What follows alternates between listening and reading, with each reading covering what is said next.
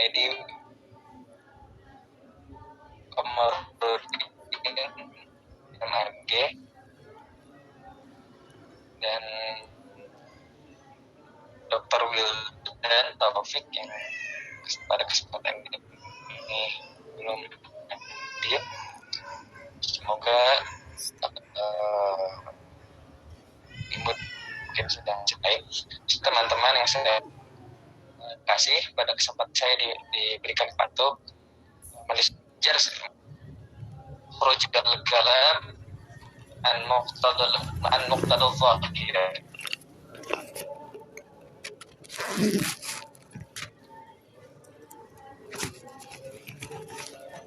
Untuk PDF-nya sudah saya kirim di grup, dan ini ketika kita berbicara dari yang namanya ilmu ma'ani, maka kita harus mengetahui dulu apa itu ilmu ma'ani. Mungkin kemarin sudah dijelaskan Pak Iwan, Ustaz Iwan Caca. Di sini saya hanya mengulang kembali ringkasnya saja.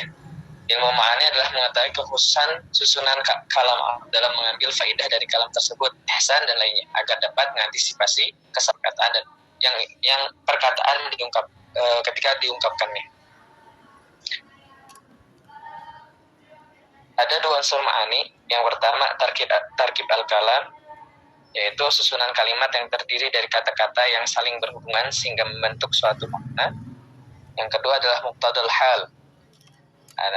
Muqtadal hal ini adalah meletakkan perkataan yang sesuai dengan situasi dan kondisi yang tepat. Perkataan dan makna.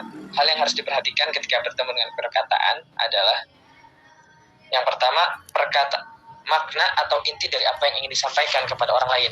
Karena tujuan dari berbicara kan untuk menyampaikan suatu pesan kepada orang lain. Sehingga kita harus memperhatikan makna tersebut dulu. Yang kedua, setelah kita memperhatikan maknanya, kita memilih lafaz apa yang digunakan untuk tersampaikannya pesan tersebut. Tersampaikannya pesan atau makna atau isi hati dari mutakalim tersebut. Nah, di sini saya belum memasukkan ya apa itu muqtado. Muqtado itu sesuai. Muqtado itu sesuai. Al-zahir itu yang nampak. Jadi ketika perkataan dan makna itu sesuai dengan muqtado zahir, dengan keadaan, situasi, kondisi, baik lingkungannya, mutakalimnya maupun mukhatabnya. Mutakalim itu yang berbicara dan mukhatab orang yang diajak bicaranya, itu sesuai, maka itu berarti mutabiqun bi muqtado zahir. Nah, apabila suatu perkataan itu keluar dari seharusnya, nah itu kita sebut dengan khurujul kalam an muqtado al-zahir. Nah, ada beberapa uslub ya, karena ketika kita berbicara khurujul kalam an muqtado al-zahir, kita akan berkaitan dengan uslub. Makanya kita langsung saja membahas tentang uslubnya. Ada beberapa uslub dari khurujul kalam an muqtado al-zahir. Ini saya ambil dari kitab Al-Balaghah Al-Arabiyyah karya Abdurrahman bin Hasan Haban Nakah Al-Maidani Ad-Dimashqi.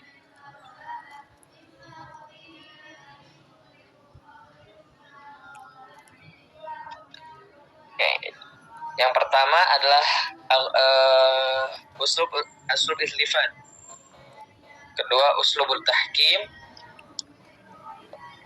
Ketiga, wad'u dhamir mahal zahir wa aksi atau wad'u zahir mahal dhamir. Dan uslub ta'bir an mustaqbal bi lafdhin madhi. Selanjutnya adalah uslubut taglib. Selanjutnya wad'ul khabar mawdi'ul insya, atau dibalik atau sebaliknya wad'ul insya makan al-khabar. Ada sedikit typo di situ, mohon maaf. Lalu ada uslub tajahulul arif.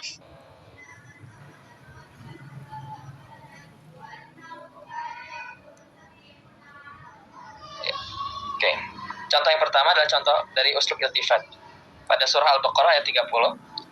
Wa idh qala rabbuka lil malaikati inni ja'ilun. Oke, sebelumnya saya jelaskan dulu apa itu iltifat. Iltifat ini adalah berubah.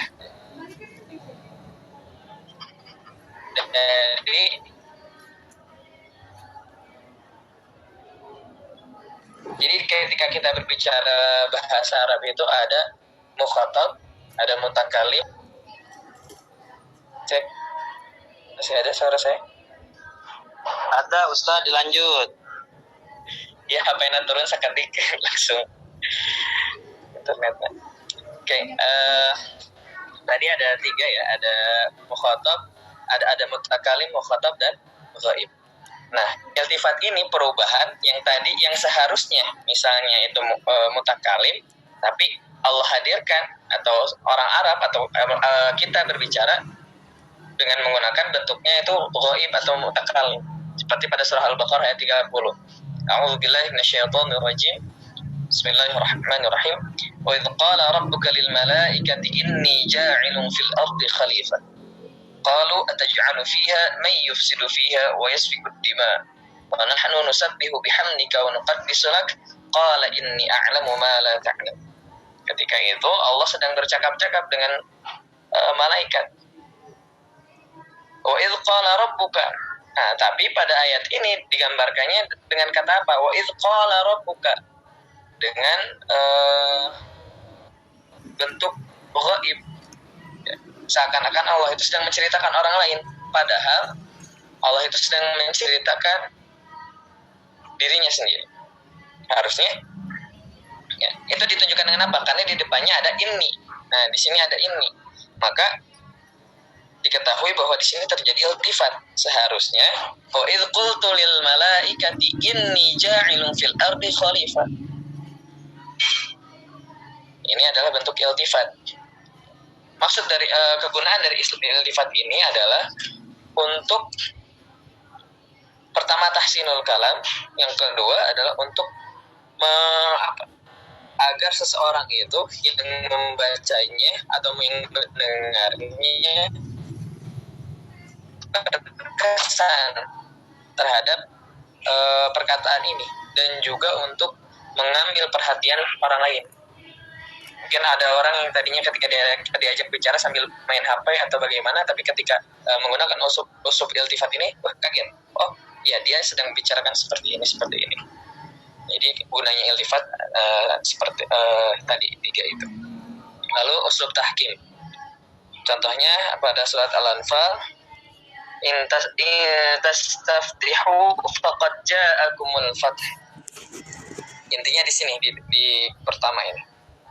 Uslub tahkim ini adalah ketika Allah menggunakan atau mengulang satu kata, ya, mengulang-ulang satu kata, baik dalam bentuk yang sama ataupun berbeda. Pada ayat ini, wa in tastaftihu faqad ja'akumul fath. Tastaftihu dan al-fathu, ya ini dianggap dari kata yang sama, hanya saja bentuknya berbeda. Yang pertama tastaftihu, istaftah yastaftihu dalam bentuk fi'il, sedangkan yang kedua dalam bentuk masdar. Nah, ini adalah penegasan. Seharusnya bisa saja Allah berfirman, in tastaftihu faqad ja'akum. Itu sudah cukup, karena ja'a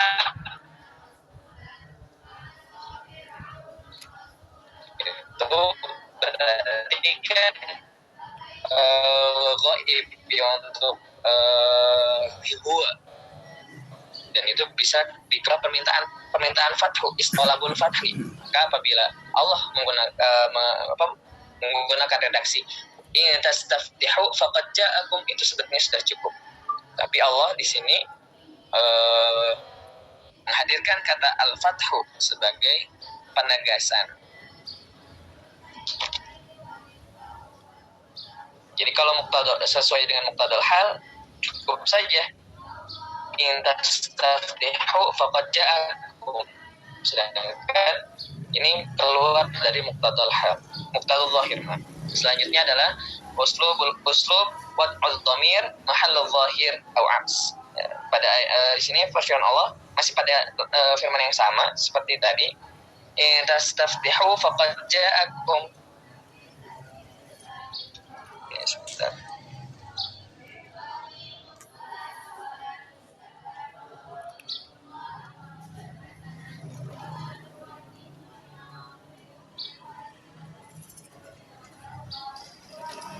Oke, mohon maaf ada kesalahan pembahasan penjelasan saya yang tadi seharusnya untuk yang ini ya. Wad'ud dhamir mahallul zahir au aks. Sedangkan yang uslub hakim adalah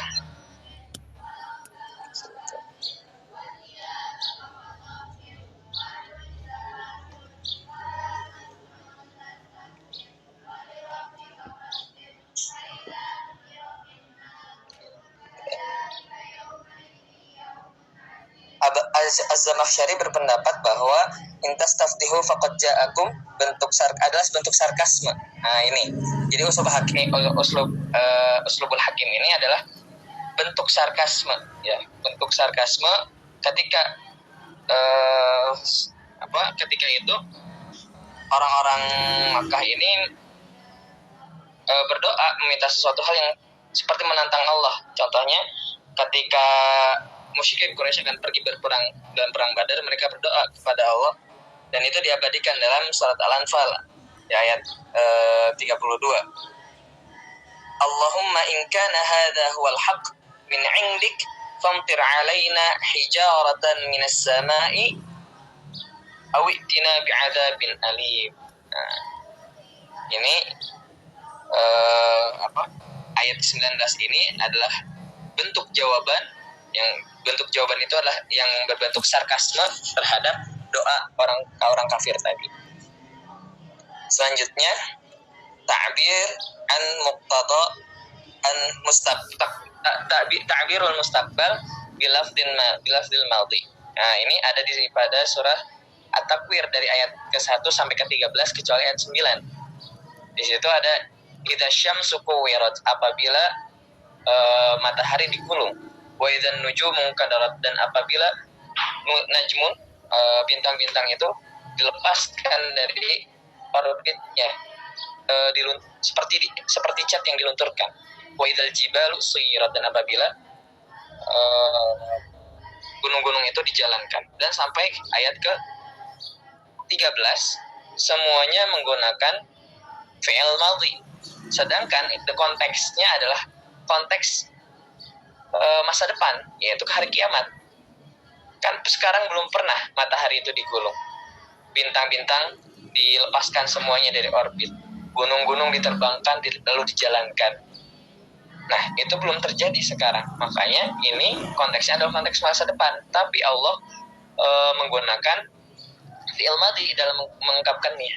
Nah, di sini kegunaan dari ta'birul mustaqbal bil lafdzil madhi ini adalah menunjukkan bahwa hal yang kejadian tersebut pasti akan terjadi, dan kejadiannya pasti 100%, tidak akan setengah-setengah. Karena menggunakan fi'il madhi. Fi'il madhi itu kan kegunaannya untuk menunjukkan sesuatu hal yang setelah dilakukan. Maka di situ ada indikator bahwa indikator ketuntasan dari sebuah kejadian. Kepastian kejadian itu akan terjadi, dan kejadian itu akan terjadi 100%. Jadi kiamatnya nggak setengah-setengah gitu. Nah, kalau misalnya kita sesuai dengan muqtadul zahir, harusnya asyamsu kuwirat wan nujumu dan kadiru wal jibalu tusayyiru wal isyaru tu'addilu, dan sampai ayat ke-13. Nah, kegunaan lainnya juga mungkin ya karena ini adalah termasuk ke dalam balaghatul Quran ya, tentunya di mahasinil kalam agar enak juga didengar. Selanjutnya adalah uslubut taghlib. Nah, uslub taghlib ini mengunggulkan suatu kata terhadap kata yang lain. Nah, bentuk taglib dalam Al-Quran ada beberapa, di antaranya adalah mengunggulkan mudzakkar daripada muannas. Contohnya pada hukum-hukum kutiba alaikumusiyam kama kutiba alal ladzina min qablikum la'allakum tattaqun. Di situ tidak disebutkan muannasnya, tapi muannas ini sudah mendapatkan hukum juga. Ya, ayat tadi adalah ayat untuk mewajibkan saum. Yang ditujukan hanya laki-laki saja jika kita melihat zahir ayat. Tapi ternyata di situ ada taglibul mudzakkar anil muannas. Jadi muannasnya juga termasuk. Mengunggulkan yang banyak dari yang sedikit, lalu mengunggulkan makna daripada lafaz, mengunggulkan orang yang diajak bicara daripada orang yang dibicarakan, lalu mengutamakan orang yang berakal atau orang yang menggunakan akalnya daripada orang yang tidak menggunakan akalnya. Contoh lain adalah idz qala rabbuka lil malaikati inni khaliqum basharan tin fa idza sawaituhu wa nafakhtu fihi min ruhi faqa'u lahu sajidin fasajadal malaikatu kulluhum ajma'in illa iblis astakbara wa kana minal kafirin. Ingatlah ketika Tuhanmu berfirman kepada malaikat, sesungguhnya aku akan menciptakan manusia dari tanah. Maka apabila telah kusempurnakan kejadiannya dan kutiupkan kepada ruhnya, maka hendaklah kamu tersungkur dan bersujud kepadanya. Lalu seluruh malaikat itu bersujud kepadanya kecuali iblis. Dia menyombongkan diri dan dia adalah termasuk orang-orang kafir. Nah, di sini pertanyaannya, apakah hanya malaikat yang bersujud kepada Adam? Dalam beberapa tafsir disebutkan bahwa di situ ada makhluk-makhluk lain. Kenapa? Karena di sini disebutkan ada illa iblis. Nah, berarti ada makhluk lain di situ, yaitu jin juga. Nah, jin ada yang bersujud juga kepada Nabi Adam, tapi tidak disebutkan. Kenapa? Karena di sini ada taghlibul katsiri 'anil qalil. Jumlah malaikat lebih banyak daripada jin, sehingga yang disebutkan adalah malaikatnya saja, atau kedudukan malaikat lebih tinggi daripada jin karena malaikat tidak pernah berbuat maksiat. La ya'sunallaha ma amarahum wa yaf'aluna ma yu'marun. Sedangkan jin tidak ada garansi seperti malaikat, sehingga dicukupkan malaikat saja yang disebutkan. Selanjutnya,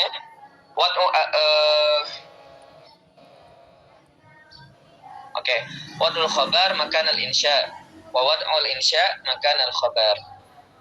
Nah, menempatkan jumlah khabariyah pada tempat yang seharusnya di situ adalah khabar insya, ataupun sebaliknya menempatkan khabar insya pada tempat yang seharusnya di situ khabariyah ya. Jumlah khabariyah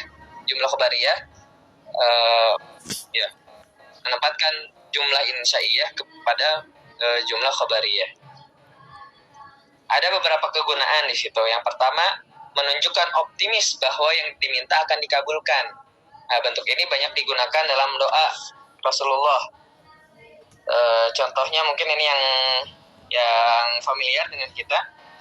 Barakallahu laka wa baraka alaika wa jama'a bainakuma fil khair. Nah, ini kan sebetulnya permintaan doa. Kaidah doa itu sebetulnya harus permintaan itu ya dengan fi'il amr. Tapi di sini Nabi Muhammad tidak menggunakan fi'il amr, melainkan menggunakan fi'il madhi. Kenapa? Karena Nabi Muhammad optimis bahwa Allah akan memberikan keberkahan kepada orang yang menikah tersebut. Dan Nabi Muhammad optimis bahwa orang kedua mempelai tersebut akan dikumpulkan dalam kebaikan-kebaikan. Nah, sehingga Nabi Muhammad tidak menggunakan fi'il amr, melainkan menggunakan fi'il madhi, bentuk lampau, bukan bentuk perintah. Harusnya kan Allahumma barik lahu wa barik alaihi wa jami' bainahuma fi khair. Misalnya sesuai dengan muqtada zahir.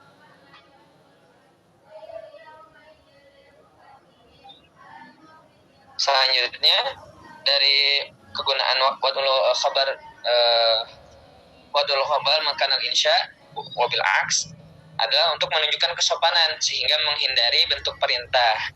Misalnya ketika ada seorang masyarakat biasa ya, datang ke presiden atau ke pimpinan negara atau pimpinan daerah membawa surat permohonan misalnya, dia tidak akan meminta, dia tidak akan berkata, ya Amir, tali' khitabi wanzur fi talabi, gak akan seperti itu, gak akan bilang, ya Amir, tolong perhatikan pesan saya dan pertimbangkan permintaan saya. Tidak akan berbicara seperti itu, tapi penuh dengan kehormatan, dengan kesopan santunan.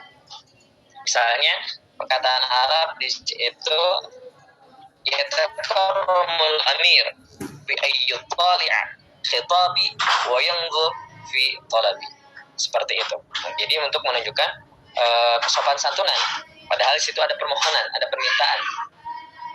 Lalu selanjutnya menunjukkan peringatan bahwa apa yang diminta adalah sesuatu yang mudah karena sebab-sebabnya sudah ada. Contohnya perkataan dari guru kepada muridnya ketika memulai ujian.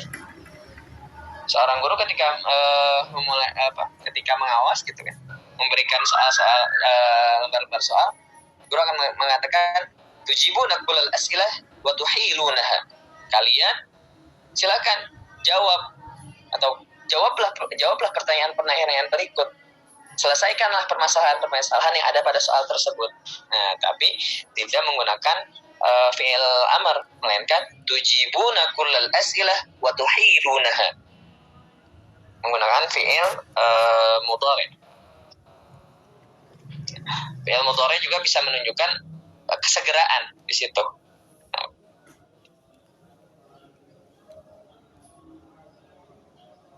Selanjutnya kegunaan masih sama tadi, yaitu menunjukkan harapan yang sangat besar agar keinginannya tercapai. Contohnya ketika ada dua orang sahabat yang lama tidak bertemu, mereka salah seorang yang mengatakan jama'a halan syamlana wa wasala man qata'a min hibalina.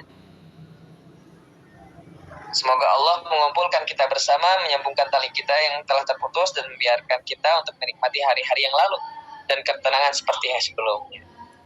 Kegunaan selanjutnya adalah peringatan agar perintah tersebut segera dilakukan.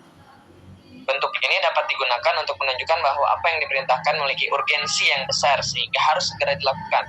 Contohnya pada surat Al-Baqarah ayat 84. وَإِذْ أَخَذْنَا مِيثَاقَكُمْ لَا تَسْفِكُونَ دِمَاءَكُمْ وَلَا تُخْرِجُونَ أَنفُسَكُمْ مِنْ دِيَارِكُمْ ثُمَّ أَقْرَرْتُمْ وَأَنْتُمْ تَشْهَدُونَ.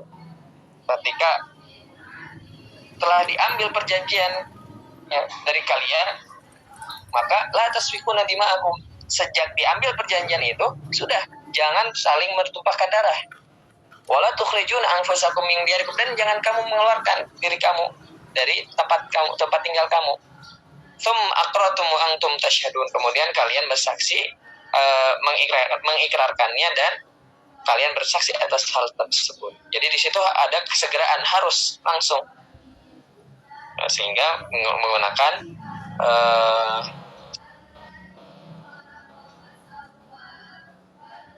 harusnya kan insyaiyah ya, harusnya jumlah insyaiyah, tapi di sini jumlah khabariyah.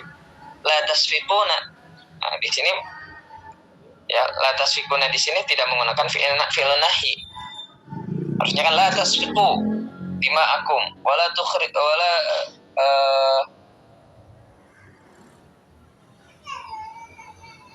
wala tukhriju.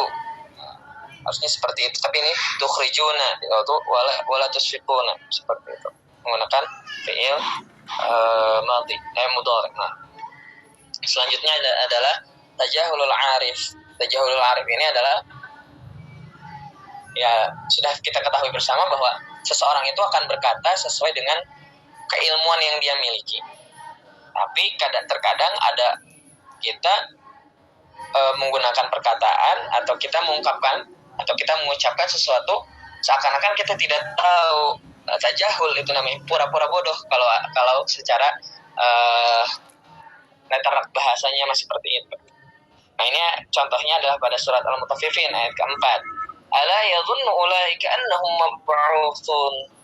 Nah, ini ayat sebelumnya kan, wailul lil mutaffifin alladzina idza iktalu 'alan nasi yastawfun wa idza kaluhum aw wazanuhum yukhsirun. Wailul lil mutaffifin, celakalah bagi orang yang melakukan taffafa yutaffifu, mengurangi sedikit dari hak seorang lain. Lalu didefinisikan alladzina idza iktalu 'alan nasi yastawfun, apabila mereka meminta ditimbang oleh orang lain, mereka meminta agar dipenuhi haknya, bahkan terkadang meminta dilebihkan. Walladzina idza kaluhum aw wazanuhum yukhsirun, tapi kalau mereka misalnya menimbang untuk orang lain, mereka mereka membuat orang itu rugi dengan mengurangi walaupun sedikit, walaupun 0, berapa gram, itu masuk di situ. Nah, ayat selanjutnya, ala yadhunnu ulaika annahum mab'utsun, tidaklah orang-orang itu menyangka bahwa sesungguhnya mereka akan dibangkitkan. Nah, tajahulul arifin ini bisa dalam bentuk keterkejutan, pujian atau hinaan. Nah, di sini terkejut yang menghinakan sebetulnya. Kalau misalnya kita maknai dengan bahasa kita gitu ya, orang itu kok berani-beraninya mengurangi hak orang lain? Masa sih dia nggak tahu bahwa dia akan dibangkitkan lagi? Nah, seperti itu. Nah, ini tajahul arif. Allah kan tahu bahwa mereka itu pasti mengetahui bahwa mereka akan dibangkitkan. Allah mengetahui semuanya, tapi Allah menggunakan ala yadhunnu ulaika annahum mab'utsun. Ini sebagai khuruj an muqtadha zahir. Selanjutnya yang terakhir adalah al-qalb, yaitu membalikkan. Jadi bertukar posisi, yang harusnya di depan jadi belakang, yang di belakang jadi di depan. Contohnya pada surat Al-Fatihah, iyyaka na'budu wa iyyaka nasta'in, hanya kepada Engkau Allah kami menyembah dan hanya kepada Engkau Allah kami mohon pertolongan. Harusnya di situ apabila mengikuti kaidah bahasaan, na'budu iyyaka wa nasta'inu iyyaka, kami menyembah kepada Engkau dan kami meminta mohon pertolongan kepada Engkau. Nah, contoh lain, pada surat Al-Anbiya ayat ke-33, wa huwal ladzi khalaqal laila wan nahara wasyamsa wal qamar kullun fi falaki yasbahun. Dan dialah yang menciptakan malam dan siang, matahari dan bulan masing-masing beredar pada garis edar. Seharusnya pada kata kullun fi falaki yasbahun, harusnya kullun yasbahuna fi falak. Setiap hal itu, yaitu asyams dan al-qamar, yasbahuna, beredar fi falak, pada garis edarnya. Harusnya seperti itu, tapi ini dibalik. Kullun fi falaki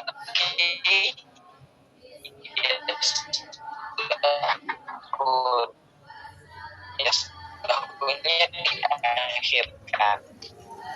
Kegunaan dari qalb ini juga sama. Untuk membuat perkataan ini berkesan pada orang yang mendengar ataupun yang membacanya, dan juga untuk mengambil perhatian dari orang yang membaca atau yang mendengarnya. Mungkin dari saya sekian, mohon maaf karena saya masih belajar ya Bapak dan Ibu, masih nyari referensi sana sini, dan alhamdulillah ketemu satu buku. Dan walaupun dari satu buku tersebut saya mencari lagi referensi-referensi yang lain karena dari jurnal mungkin tidak terlalu banyak menurut saya yang membahas fokus terhadap khurujul kalam an muqtadal hal. Mungkin itu yang dapat saya sampaikan. Kurang lebihnya mohon maaf. Saya mohon koreksian dari teman-teman dan Bapak Dokter. Terima kasih. Assalamualaikum warahmatullahi wabarakatuh. Waalaikumsalam warahmatullahi wabarakatuh. Assalamualaikum warahmatullahi wabarakatuh. Terima kasih Kang Ahmad Jalaluddin Rumi Durrahman ya, yang sudah memaparkan kajiannya tentang khurujul kalam anil muqtadu az-zahir. Sudah dipaparkan tadi pengertian dan berikut uslub-uslub dan bentuk-bentuk dari khurujul kalam tersebut beserta dengan fungsi dan tujuan dari 8 uslub yang tadi sudah dijelaskan. Ada yang namanya uslub iltifat, kemudian uslub hakim, sampai yang terakhir tadi ada uslub qalb. Berhubung waktu kita hanya sampai pukul 18.45 ya, kita batasi. Untuk sesi diskusi tanya jawab itu nanti insya Allah di waktu yang lain setelah nanti pemateri kedua memaparkan materinya. Dipersiapkan mungkin kalau ada pertanyaan, ada tambahan, ada koreksi bahkan kritik, silahkan dipersiapkan untuk pemateri yang pertama. Dan untuk berikutnya saya persilahkan Pak Dokter, jadi kita dilanjut dulu aja.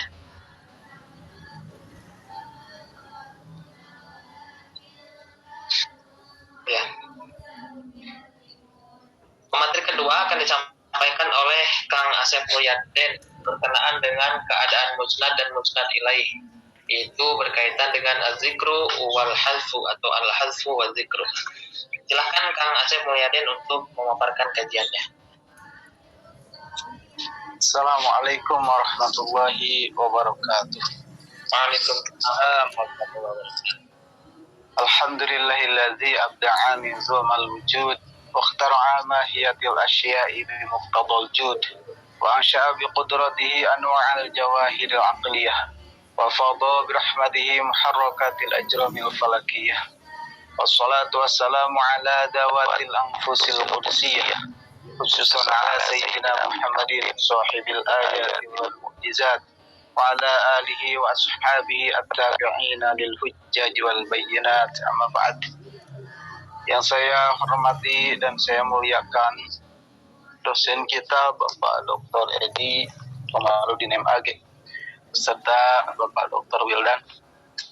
Mudah-mudahan beliau ini dimuliakan, diberkahkan, dimudahkan segala urusannya. Amin ya rabbal alamin. Mohon maaf kepada Bapak Doktor, saya tidak bisa on cam karena masih di tempat tidur ini masih belum sembuh total.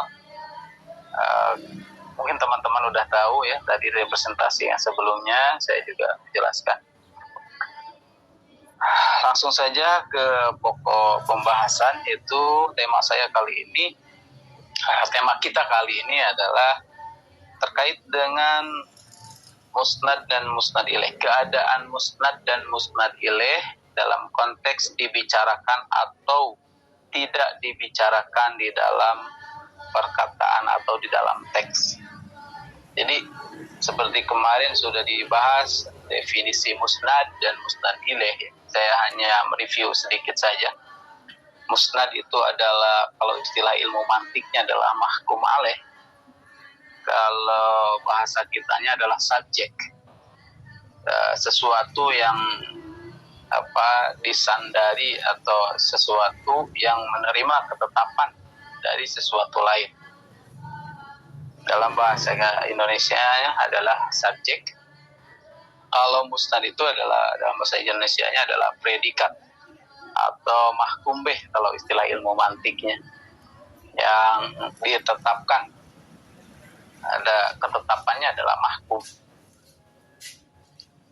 Nah, musnad ilaih itu di dalam ilmu nahu biasa disebut dengan mubtada, atau ada lagi fa'il, naibul fa'il, isim kana, isim inna, maf'ul dhanna, dan maf'ul lafal aro. Itu yang biasa menjadi subjek ya dalam bahasa Arab. Ada 7 unsur. Ada fa'il seperti contoh khatamallahu ala qulubihim. Khatamallahu berarti subjeknya adalah Allahu. Kalau di Indonesia kan subjek itu didahulukan di penyebutannya. Kalau di dalam bahasa Arab, kalau subjeknya mubtada berarti didahulukan secara aturan, dasarnya. Kalau subjeknya fa'il berarti diakhirkan daripada predikatnya. Lalu ada lagi yang disebut musnad, ini review saja ya. Musnad itu adalah mubtada, khobar mubtada, ada fi'il, isim fi'il. Nah, isim fi'il juga termasuk musnad. Kayak isim fi'il itu kayak apa, haka, haya, terus apa lagi ya, banyak ya isim fi'il. Isim tapi bermakna fi'il itu tidak bisa disebut fi'il karena tidak memiliki indikator fi'il, yaitu penentuan zaman. Lalu ada lagi yang dimaksud musnad itu khobar kana. Kana Allahu ghafurur rahim. Kana Allahu, karena itu apa, amil nawasehnya. Allahu isim kana, ghafuran itu khobar kana. Nah, khobar kana ini sebagai musnad yang disandarkan, kana Allahu ghafuran, disandarkan kepada musnad ilaih. Siapa musnad ilaihnya? Yaitu Allah. Kana Allahu ghafuran rahim. Lalu ada khobar inna talibal mustahida lin najah, lan najah. Itu khobar innanya ada lan najah. Dan ada maf'ul kedua dari lafaz dona, lalu ada itu.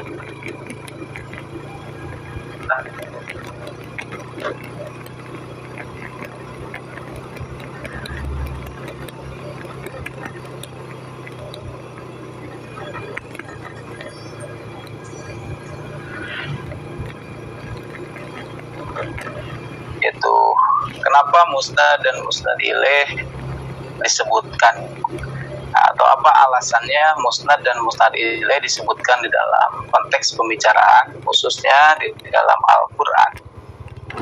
Itu ada rahasianya, karena memang musnad dan musnad ilaih aturan baku, aturan pokoknya memang harus disebutkan dalam struktur kalimat. Tapi ada musnad atau musnad ilaih yang tidak disebutkan di dalam struktur kalimat. Nah, berarti kalau yang tidak disebutkan dan disebutkan itu mengandung rahasia tertentu. Karena pada dasarnya memang harus disebutkan, tetapi kok ada yang tidak disebutkan?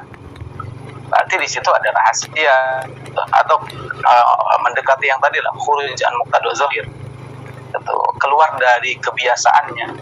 Karena biasanya kan disebutkan, tapi ini kok tidak disebutkan, berarti ada rahasianya. Sebaliknya, karena di dalam struktur kalimat ada yang tidak disebutkan dan itu mengandung rahasia, berarti yang disebutkan pun itu tidak lepas dari rahasia-rahasia yang ada di belakangnya. Nah, rahasianya itu apa, adzikru dan al-hadfu. Mungkin tidak perlu dijelaskan ya. Definisi adzikru al-hadfu itu kan hanya yang dijelaskan nanti di depan, ada al-hadfu ya. Nah, karena ada hadfu di dalam syarah Johar Tauhid itu, Johar Maknun itu ada nasyan mansiyah, ada manwiyah. Itu istilah biasa di ilmu nahwu ya. Membuang kalimat itu ada yang disia-siakan atau tanpa rahasia di balik pembuangan tersebut, ada yang mengandung rahasia yang ada di balik pembuangan tersebut. Rahasianya musnad ilaih tidak atau disebutkan di dalam struktur kalimat. Itu yang pertama, itu ada beberapa rahasia ya, tapi yang saya cantumkan hanya sebagiannya saja dan dicantumkan di makalah ini. Sebagian ada di musnad, sebagian ada di musnad ilaih, padahal itu satu kesatuan. Karena di dalam Uqudul Juman juga dijelaskan, Imam As-Suyuti menjelaskan bahwa rahasia disebutkan atau tidak disebutkannya musnad dan musnad ilaih itu rahasianya sama. Jadi ketika musnad ilaih disebutkan atau tidak disebutkan mengandung rahasia berbagai poin, maka begitupun poin tersebut ada di musnad. Jadi rahasianya musnad dan musnad ilaih itu sama, itu aja. Kalau poinnya sangat banyak ya, kadang di Johar Maknun ada beberapa poin. Bahkan di Uqudul Juman lebih banyak lagi poin rahasia dari disebut dan tidak disebutkannya musnad ataupun musnad ilaih. Nah, sebagian saya masukkan sebagiannya saja, mengingat ini memerlukan keterampilan teknis dan akademis ya, dan juga selain memiliki keterampilan teknis dan akademis, yang paling intinya memiliki waktu luang yang sangat. Terus gimana ceritanya? Ceritanya gimana?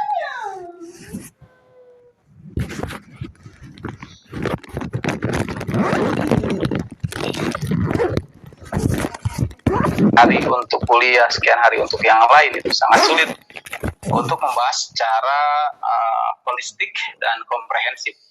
Jadi hanya bihadil darurat biqadaru biqadril hajat. Hanya romiyatun min ghairi romin. Hanya pit ngendek-ngendek pasir ngajul bentang ku asiwung, soal bahasa Sunda. Masuk ke tema nete semplek nincak semplak gitu Kang Depo ayat sebut maklum tegaduh dipaksa-paksa maklum teu aya disebut alabatan manya hapa namprak alabatan sama nampak wur ieu mah oge hateup salah yang caga kasih yang ngigil bijil nangkaran gitu Kang. Tina sempit-sempitna wawasan dan waktu yang saya miliki. Kita masuk lagi ke tema ya. Jadi rahasianya musnad. Gimana orang kesurupan? Karena mengikuti hukum dasarnya atau hukum asalnya. Pada hukum asalnya atau pada dasarnya musnad ilaih harus disebutkan. Karena kalau tidak disebutkan, itu menghilangkan unsur-unsur penting di dalam kalimat. Alasan yang kedua, nah jadi kita kalau masuk ke dalam konteks Al-Quran, kan di Al-Quran tidak dijelaskan ini rahasianya ini. Bahkan di dalam tafsir pun sangat jarang ya yang menjelaskan ini rahasianya ini. Hanya sedikit lah gitu, tidak di semua tafsir. Kita harus mengidentifikasi dari ayat Al-Quran dengan seperangkat atau dengan kalau lama itu sakit katanya sih. Kalau enggak mata teori yang rahasia-rahasia diceritakannya atau dibuangnya musnad ilaih. Nah, ini rahasianya, ini bahas. Ada nggak gini ya Kang? Di pesantren biasanya kita dulu ya, kalau baca tafsir itu pertama guru membaca tafsir, setelah membaca tafsir membaca lugot, setelah lugot itu ditarkib. Tarkib itu untuk mengimplementasikan kajian-kajian ilmu nahwu dalam konteks Al-Quran. Setelah ditarkib, isim ada berapa, fi'il ada berapa, ini sebagai apa, mubtada atau khobar, fi'ilnya fi'il apa, segatnya segat apa. Setelah ditanya itu mana definisinya, mana kaidah alfiyah atau takribul maksudnya, mana kaidah imritinya, mana kaidah yang lainnya. Lalu masuk ke kajian balaghahnya. Ada berapa musnad dalam kalimat ini? Mana musnadnya? Mana musnad ilaihnya? Di sini ada berapa musnad yang disebutkan? Di sini ada berapa musnad yang dibuang? Nah, itu kalau di pesantren ya seperti itu. Bahkan kalau masuk kadang-kadang gitu, kalau dari Cianjur tuh pengalaman saya masuk ke ke kajian ilmu mantik ini termasuk kodianya kodia apa, dilalahnya dilalah seperti apa, ataupun mutabakoh atau dilalah iltijam diacak seperti itu ya. Nah, kita pun bisa membawa perangkat itu untuk mengkaji Al-Quran. Ini musnad ilaihnya disebutkan, rahasianya apa? Nah, pilih berarti kita harus mencari mengsinkronisasikan dengan konteks ayat tersebut. Oh, rahasianya ini karena asalnya, karena ini rahasia yang paling baku, yang paling pokok. Ketika tidak ada rahasia lain, berarti rahasianya musnad ilaih disebutkan adalah karena mengikuti hukum asal. Lalu rahasia yang kedua itu untuk menunjuk kehati-hatian. Kalau yang saya ngambil contoh yang Al-Qurannya belum sempat nyari ya. Ini ada contoh dari buku. Terus saya bilang seperti sohibuka busyasun koinu. Nah, itu normal kehati-hatian. tapi Mustad ilaihnya mana? ada aja Itu nggak sahih ada buka. chargernya gitu Atau katanya. misalkan kita ada Terus nambah melihat dua 400 teman yang ribu, lagi saya bilang berjalan. kan gimana Misalkan Teh gitu. Amel sama Ya temennya satu kalau lagi, nggak sana tahu siapa. 300 misalkan. berani katanya, Terus nambah kita ngomong, 300 gitu. Teh Amel, sohi buka gosasunakino. HP Awas Teh ikon Amel, itu yang sama bareng sama Asus Teh Amel sama itu uang adalah 300. penipu atau PHP atau apa pelakor gitu misalkan. Sohi buka pelakor gitu. Kalau tidak disebut Asus. sohi bukanya itu bisa Ya, HP salah lama persepsi. ya, HP Nantinya Teh Amel bisa jadi Teh Amel tersinggung. Penipu misalkan. Ada Teh Amel berjalan berdua, nggak usah. kita langsung bilang penipu. Yang kata Teh Amel, saya dibilang penipu. Kata teman Teh Amel juga, saya juga dibilang penipu. bilangnya nambah Nah, padahal yang 400 dimaksud nggak adalah apa-apa gitu. sohi buka, Sana temannya Teh Amel. Kalau Seperti itu ya. 300 saya Untuk usahakan kehati-hatian. Lalu yang ketiga alasannya al-yudhoh wa takrir. Kalau di Maknun, Ubudul Juman dan kitab yang dikirim oleh Bapak Dr. Wildan ya, baca satu kitab itu wa takrir bukan wa tafrik. belum berani Tapi di gitu ya. dalam buku siapa itu ada di footnote ya udah jelaskan itu ada tafrik. Kalau yang biasanya al-yudhoh wa takrir untuk menjelaskan dan mengukuhkan atau apa? Kalau sana Memantapkan. 400 berani gimana? Memantapkan jiwa si Nambah pendengar. 400. Nah, rahasianya seperti di dalam contoh ayat ulaika ala hudam mir rabbihim wa ulaika humul muflihun. Iya berarti nggak Jadi usah. ada 8 ulaika dua kali disebutkan. Itu untuk mustad ilaihnya ulaika itu kan mubtada ya. Ulaika ala hudam mir rabbihim wa ulaika itu juga mubtada humul muflihun. Oke. Itu mubtada kan Kayaknya sebagai postingannya harus subjek dihapus atau deh. musnad ilaih. Itu disebutkan rahasianya untuk memantapkan hati Nabi. Sama Bahkan ada nggak punya uang. ayat yang lain ya surat Ar-Ra'd ayat 5. Di pangkal ayatnya saya tidak masukkan itu Kayaknya tentang pengen intinya upgrade ayat HP. tersebut berbicara tentang keheranan Nabi Tapi terhadap uangnya orang-orang musyrik, nggak punya. orang-orang Quraisy, orang-orang pagan Ya duanya males. mereka itu Ya kan, respect terhadap tukar Nabi, tambah gitu. bahkan menggelari Nabi sebagai Al-Amin As-Saduq, Nabi yang Kayak terpercaya, gitu kayaknya. itu Nabi yang memiliki integritas. Muhammad itu memiliki integritas tinggi dan orang yang terpercaya, As-Sadiqul Amin, Iya. digelarinya oleh Berarti mereka. postingannya Tetapi dihapus aja deh. setelah mereka menggelari Nabi sebagai Sadiqul Amin, orang yang memiliki integritas tinggi, yang jujur, terpercaya, ketika Nabi Tanda sebagai membawa hadis ya. risalah, menyampaikan misi kenabian atau kerasulannya, orang-orang pagan itu menganggap Nabi itu penyihir dan pendusta. Nah, padahal sebelumnya mereka mengatakan bahwa Nabi itu Sadiqul Amin, orang yang jujur. Setelah membawa risalah dianggap Nabi itu sebagai pendusta. Itu karena risalahnya bertentangan dengan ajaran doktrin yang mereka anut selama bertahun-tahun. Nah, Nabi itu merasa heran, kenapa? Kok mereka dulunya percaya kepada saya, kalau bahasa kitanya seperti itu ya. Tapi kok sekarang malah menganggap pendusta, penyihir, pembohong gitu. Nah, turunlah ayat bahwa Allah menceritakan bahwa yang membuat heran itu bukan tidak percaya kepada kamu Muhammad, tapi justru yang membuat heran itu mereka yang tidak mempercayai adanya Tuhan. Padahal sudah banyak dalil yang menentukan atau menunjukkan, dalil akal menunjukkan bahwa Tuhan itu ada, tapi mereka tidak percaya.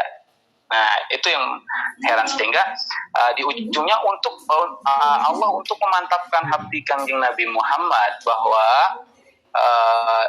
sebetulnya yang membuat heran itu adalah prinsip atau ideologi mereka, keyakinan mereka yang tidak percaya Tuhan, yang malah percaya kan orang-orang pagan ya, Lenimisme, animisme ya, kalau di musyrikul Mekah itu. Nah, lalu Allah melanjutkan dengan ulaikal ladzina kafaru. Lalu di birobihim wa ulaika al-aglalu wa ulaikal aglalu fi a'naqihim wa ulaika ashabun nari hum fiha khalidun. Itu musnad ilah disebut ulaikal ladzina kafaru, ulaikal adrar, ulaika ashabun nari. Itu untuk memantapkan jiwa Nabi atau jiwa mukhatab, ya mukhatabnya itu Nabi. Nah, itu rahasianya. Selanjutnya rahasianya kubawatul mukhatab, menganggap mukhatabnya itu tidak tahu. Itu kenapa disebutkan? Karena mukhatabnya tidak tahu, itu untuk memberitahu si mukhatab. Seperti contoh al-asna muladhar wala naf'a. Kalau kita berarti jimat itu, cincin itu tidak memiliki kekuatan apa-apa, atau mayit itu tidak bisa bergerak, tidak bisa mengejar kita. Kenapa kamu harus takut oleh mayit, oleh mayat yang, atau oleh kuburan? Kenapa takut sama kuburan? Jangan, saya tidak takut mayit, tapi yang saya takut adalah hantu, kan suka ada jawaban kayak gitu kan. Nah, al-asnam la dhurra wala naf'a. Berhala itu tidak. Nah, ini al-asnam itu mubtada adalah subjek. Lalu rahasia yang terakhirnya adalah untuk memanjangkan perkataan. Nah, seperti dalam kisah Nabi Musa, wa matil kabi yang minika ya Musa qala hiya asoya. Itu Nabi Musa mengatakan qala hiya. Nah, itu agar Nabi Musa itu memiliki waktu yang panjang untuk mendengarkan. Kalau bahasa kitanya biasanya bercakap-cakap ya, bercakap-cakap dengan Allah. Padahal itu kata bercakap-cakap itu harus orang-orang tertentu ya, yang siap waktunya udah mau habis ya. Orang-orang tertentu ya yang bercakap-cakap sama Allah itu kan bukan bercakap-cakap seperti kita teman-teman. Nah, itu Nabi Musa juga qala hiya asoy, itu untuk memperpanjang supaya lila ngobrolna gitu, ngeunahna supaya lila. Lalu rahasia musnad dibuang sama rahasianya dengan musnad ilaih yang saya cantumkan di makalah itu hanya gabungan saja ya. Intinya rahasia yang ada di musnad baik diceritakan ataupun dibuang, maka itu pula ada yang berada di musnad ilaih. Nah, ini masuk ke pembuangan musnad dan musnad ilaih. Itu juga tidak lepas dari rahasia. Kenapa musnad ilaihnya? Saya ngasih contoh satu aja ya. Seperti musnad ilaih tidak disebutkan di dalam struktur kalimat itu karena sudah diketahui oleh pendengar.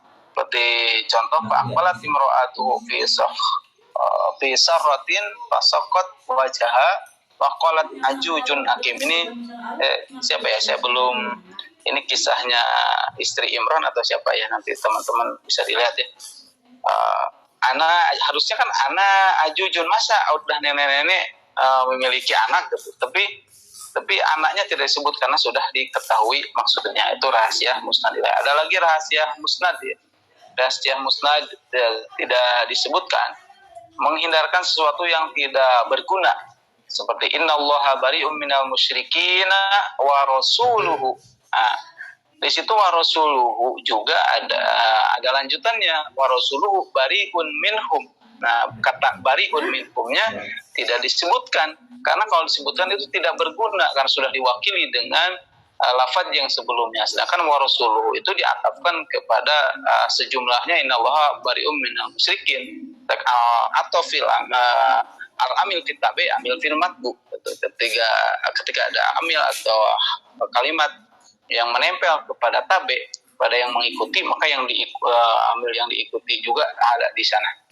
Nah, itu mungkin sebagian contoh-contoh dari disebutkan atau rahasia-rahasia dari disebutkan atau tidak disebutkannya musnad dan musnad ilaih. Mungkin sekian yang bisa disampaikan. Mohon maaf atas segala kekurangannya. Wallahu muwaffiq ila aqwamit thoriq. Wassalamualaikum warahmatullahi wabarakatuh. Waalaikumsalam warahmatullahi wabarakatuh. Baik, terima kasih Kang Asep Mulyadin sudah memaparkan kajiannya tentang keadaan musnad dan musnad ilaih. Ada yang disebutkan dan ada yang dibuang. Masing-masing itu memiliki rahasia dari rahasia disebutkan dan rahasia tidak disebutkannya suatu lafaz itu memiliki beberapa rahasia yang tadi sudah disebutkan. Baik, berhubung waktunya tinggal beberapa menit lagi ya, kemungkinan untuk diskusi kita alokasikan 15 menit. Sisanya kita serahkan ke Pak dosen, Pak Dr. Edi untuk memberikan ulasan dan evaluasinya. Baik, 15 menit kita gunakan untuk diskusi ya. Silakan teman-teman, ada yang mau bertanya, ada yang mau memberikan tambahan, komentar dan sebagainya. Silakan. Boleh raise hand atau langsung buka mikrofon ya. Maka Ustadz izin bertanya. Mangga Pak Ustadz Asref Fuad. Assalamualaikum warahmatullahi wabarakatuh. Terima kasih atas waktunya dan wabil khusus kepada guru kita Bapak Dr. Kiai Haji Edi dan materi yang tadi setelah menyampaikan materinya. Ada pertanyaan dari kedua materi, yaitu tentang khurujul kalam anil muqtadal zahir, dan barusan al-dzikru wal hadbu tentang mustad dan mustad ilaih. Tadi disebutkan di makalah pertama bahwa kegunaan atau faidah-faidah dari khurujul kalam banyak sekali. Di antaranya ada kesopanan, harapan yang sangat besar, peringatan untuk bisa mendengarnya supaya lebih enak, lebih jelas, dan lain sebagainya. Kemudian di Al-Had wal Dzikru juga sama, karena banyak asror ya, yang disebutkan asrornya ada banyak, tidak disebutkan juga banyak ya, Dzikru disebutkan ataupun dibuangnya banyak asror. Mengenai hal ini, baik kegunaan atau asror dari kedua pemateri, tadi dijelaskan juga bahwa para ulama ahli tafsir tidak banyak mengeluarkan asror seperti itu. Tapi saya pernah baca suatu kitab, judulnya Asrorul fil Quran, tapi dalamnya saya tidak membaca secara jelas. Yang penting para ulama balagiin, siapakah yang mencetuskan asror rahasia disebutkan atau tidak disebutkan mustad dan mustadisah, termasuk kegunaan dalam al-khurujul kalam anil muqtadal zahir. Terima kasih. Assalamualaikum. Waalaikumsalam warahmatullahi wabarakatuh. Ya, terima kasih Pak Ustadz. Langsung dijawab saja, maka Kang Asep dan Kang Rumi ya. Punten biasa diulangi deh, sempat ini tidak terdengar. Ya, intinya kegunaan atau faidah dari khurujul kalam anil muqtadal zahir dan asror disebutkan atau tidak disebutkannya mustad dan mustad ilaih, para ulama yang mencetuskan seperti itu ulama siapa, dan kalau di tafsir tadi kata Kang Aden tidak banyak ya ulama yang menjelaskan asror, hanya di ulama balagi. Siapakah ulama-ulama tersebut yang mencetuskan asror ataupun kegunaan faidah tersebut? Terima kasih. Ya, bisa dipahami Kang Rumi? Kang, siap. Ya, silakan. Mohon maaf saya tidak pakai video ya karena sinyal. Kalau saya tadi ketika saya mencari tentang faedah itu memang saya hanya menemukannya di buku ini Ustadz Fuad. Tadi yang Al-Balaghah Al-Arabiyah. Memang ada di buku lain pun seperti sebentar. Di buku lain pun ada, tapi saya sebentar ya lupa nyimpan buku di sebelah mana ya. Sekalian karyanya siapa? Ya, yang ini saja ya Pak, yang gamblang gitu ya.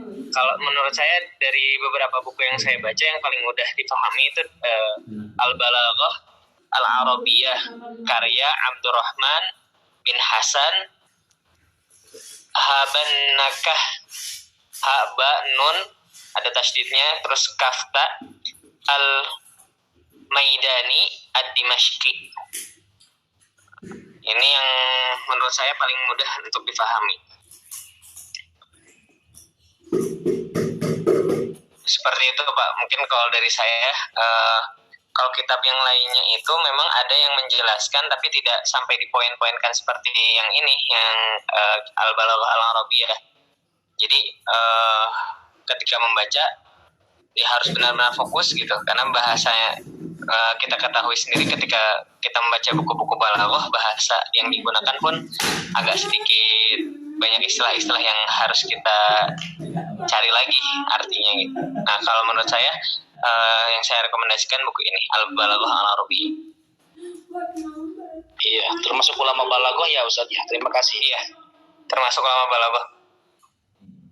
Ya, baik. Ya, Kang Aden, Kang Rumi. Mohon atas Asep. Ya, silakan. Ya, mungkin saya menambahkan saja ya, Kang. Mungkin